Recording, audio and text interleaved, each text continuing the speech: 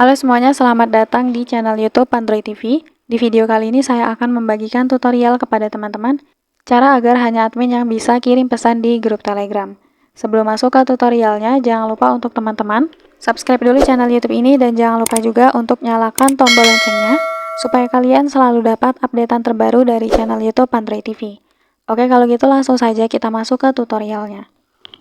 Selain video ini, kalian juga bisa tonton video saya yang lain, yaitu tutorial cara membuat grup Telegram. Untuk linknya bisa kalian klik di pojok kanan atas.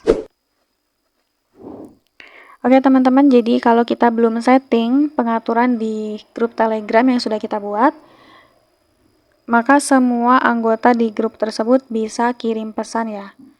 Nah, bagi teman-teman yang ingin membatasi anggotanya itu dalam bertukar pesan di grup yang sudah kalian buat, nah maka untuk cara settingnya, silakan teman-teman langsung saja buka grup Telegramnya. Kemudian kita klik nama grupnya. Kemudian kita klik icon pensil di atas. Kemudian kita pilih perizinan. Nah, di sini ada beberapa menu apa yang dapat anggota grup ini lakukan. Yang pertama ada kirimkan teks, kirim media, tambah anggota, semat pesan, dan ubah info obrolan. Nah, di sini kirim pesan teksnya itu masih aktif ya teman-teman. Artinya semua anggota di grup tersebut bisa mengirim pesan. Jadi supaya tidak bisa kirim pesan, maka ini kita nonaktifkan. Atau kirim media, kalau memang kalian mau nonaktifkan juga bisa. Lalu tambah anggota juga bisa kita nonaktifkan. Nah, jika sudah, kita checklist. Lalu kita checklist lagi. Kita kembali.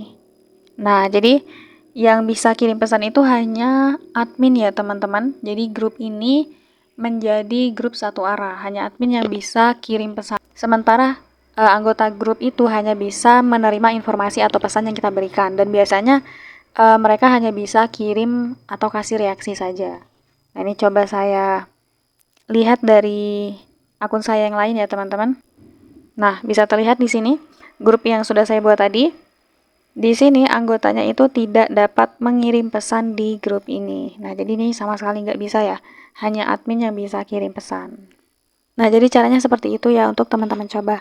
Sekian dulu tutorial di video kali ini. Semoga tutorial yang saya bagikan bermanfaat dan selamat mencoba.